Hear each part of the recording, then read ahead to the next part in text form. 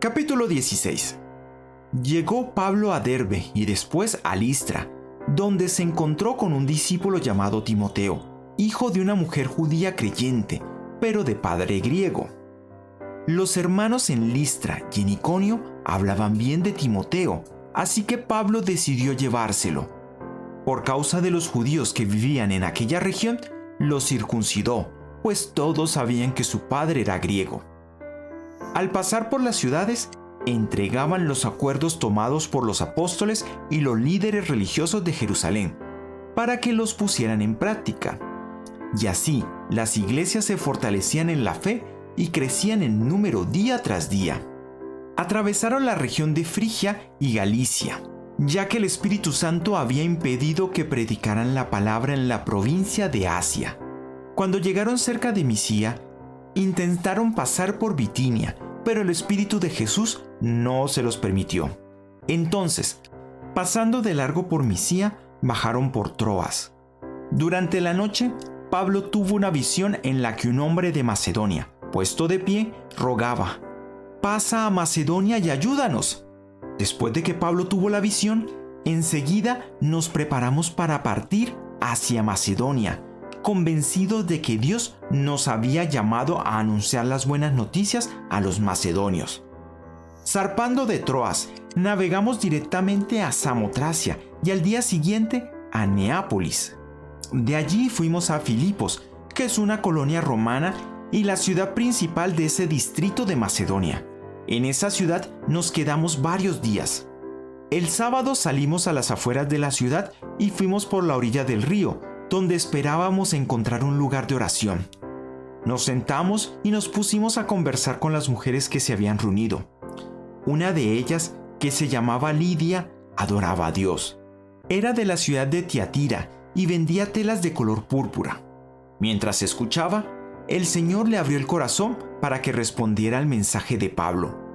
Cuando fue bautizada con su familia, nos hizo la siguiente invitación: «Si ustedes me consideran creyente en el Señor, vengan a hospedarse en mi casa».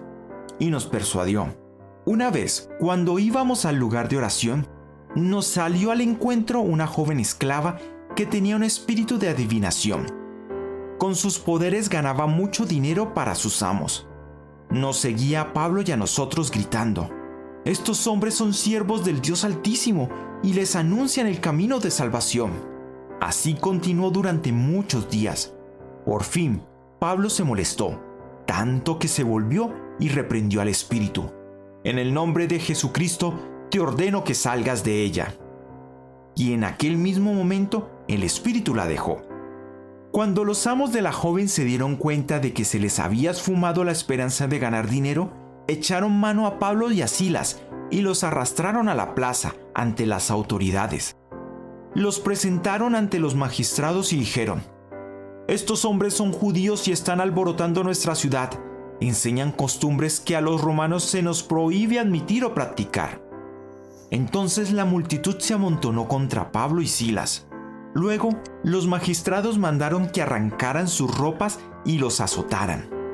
Después de darles muchos golpes, los echaron en cárcel y ordenaron al carcelero que los custodiara con la mayor seguridad. Al recibir tal orden, éste los metió en el calabozo interior y les sujetó los pies en el cepo.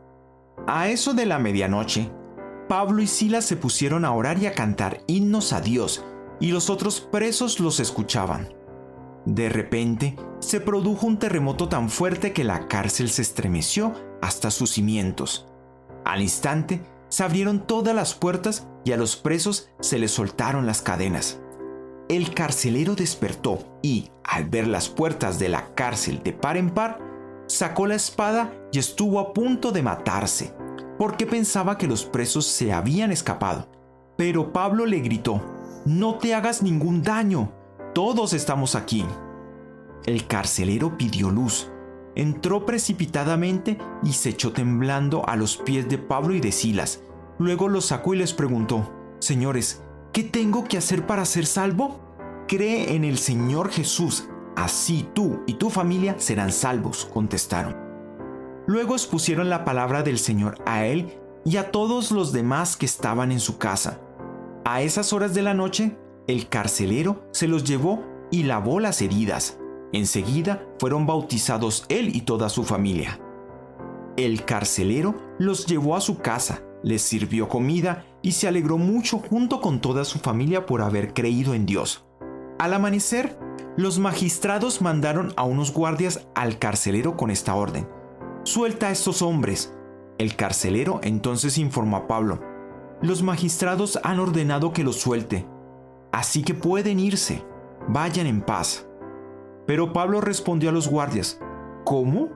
A nosotros, que somos ciudadanos romanos, que nos han azotado públicamente y sin proceso alguno, y nos han echado en la cárcel, ¿ahora quieren expulsarnos a escondidas? Nada de eso.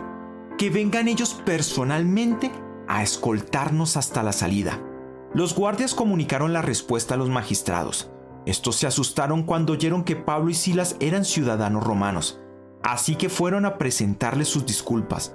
Los escoltaron desde la cárcel, pidiéndoles que se fueran de la ciudad. Al salir de la cárcel, Pablo y Silas se dirigieron a la casa de Lidia, donde se vieron con los hermanos y los animaron. Después se fueron.